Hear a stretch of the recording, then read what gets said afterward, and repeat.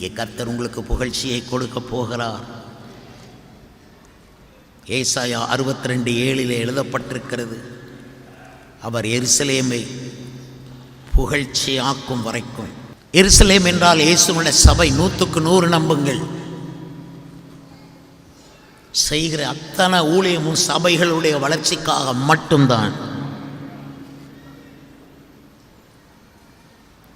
எல்லா சபைகளும் வளர வேண்டும். எல்லா சபைகளிலும் இந்த சபையில் இருப்பது போல 2 ஆராதனைகள் 3 ஆராதனைகள். இந்த சபையில் 3வது ஆராதனை தொடங்கும் நாள் சந்தோஷமாய் நாம் எதிர்கொள்ள வேண்டும். கைகளை பலமாக தட்டி வரவேறுங்கள். 3வது ஆராதனை தொடங்கக்கூடிய நாள். ஹல்லேலூயா, ஹல்லேலூயா,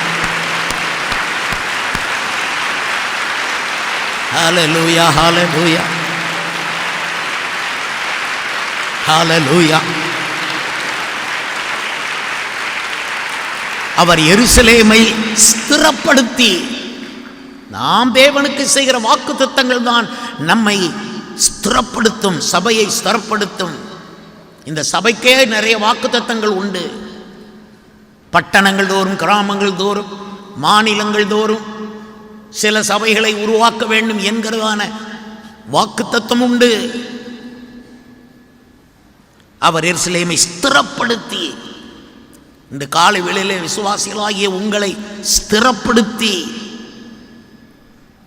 பூமியிலே அதை புகழ்ச்சியாக்கும் வரைக்கும், திருநெல்வேலி மாவட்டத்திலே உங்களை புகழ்ச்சியாக்கும் வரைக்கும், தமிழ்நாட்டில் உங்களை புகழ்ச்சியாக்கும் வரைக்கும் அவரை அமர்ந்திருக்க விடாதிருங்கள். அவர் பிஸி ஆக்கிக் கொண்டே இருங்கள். எலும்பு எலும்பு சீயோனே, தேவனே தேவனே தேவனே, 50 நாட்கள் உபவாசம். தேவனே தேவனே, எழும்பும் எனக்காக. ஆண்டவரே, இந்த சபையை புகழ்ச்சியாக வைக்கும் வரை நான் உம்மை விடமாட்டேன். நீர் இந்த சபையை ஆசீர்வதிக்க வேண்டும். ஆத்துமாக்களை கொண்டு வர வேண்டும். 4 திசையிலிருந்தும் கொண்டு வர வேண்டும்.